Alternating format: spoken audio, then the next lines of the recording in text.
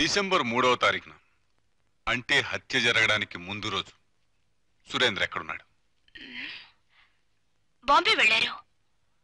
లేదు, ఈ ఊళ్ళోనే హోటల్లో ఉన్నాడు. ఇంపాసిబుల్. నేను నమ్మను. ఆయన నాతో అబద్ధం చెప్పరు. ఇది కూడా అబద్ధం చెప్పదు. ఏమిటది? చూడు. సుధీర్ అనే మారు పేరుతో మీ ఆయన హోటల్లో స్టే చేసిన డూప్లికేట్ బిల్స్. అంతేకాదు,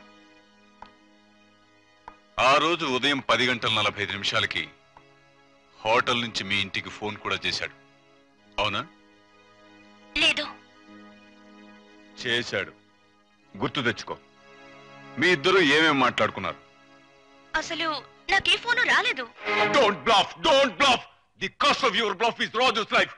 నీ అబద్ధం ఖరీదు రాజు ప్రాణం. You know that. You know that. Come on, speak out.